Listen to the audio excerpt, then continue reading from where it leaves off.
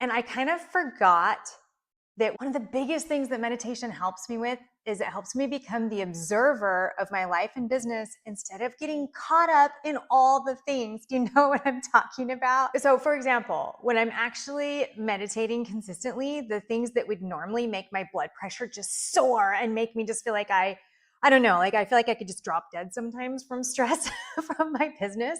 Those things like don't affect me like that. And instead, those issues are represented to me as they truly are, either something that I can do something about or something that I can't. And then I either do something about it or I'm just gonna have to move on, because usually the next day, I don't even remember those things that literally affected my nervous system and probably weakened my immune system. And were they really worth it? Was it worth the stress that I put my body through over them? Absolutely not.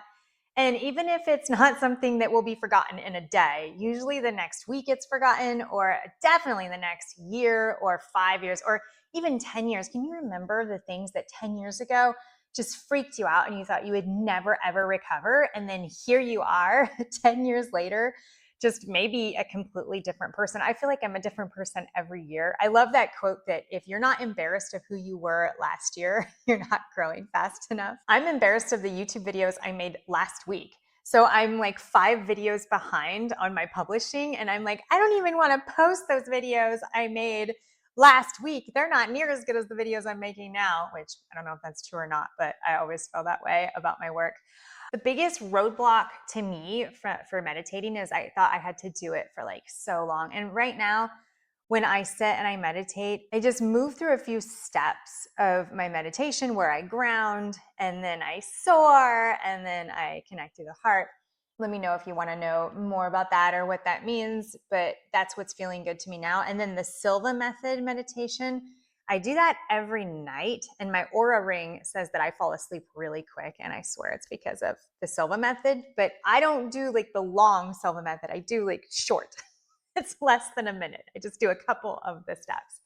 But if you're thinking about getting into it, I think it's great to remember that you can meditate while walking. You can do a walking meditation, just any time where you're just present and you're allowing whatever to come through that's coming through. You're meditating. Even working out, I realize that working out can be a form of meditation. And so even if it's 60 seconds, I encourage you to start. But it took me a long time before I started. I'd heard about it and had it recommended to me a long time before I started. I made another video of what made me finally start. I'll link it here. And if any of this feels good to you, please like and subscribe. I'm also going to start a newsletter pretty soon. If I have it ready, I'll link it below in the description. If I don't have it ready, I won't. But I hope you're doing well. I would love to hear in the comments about your meditation journey and what has been helping you. We're in this together.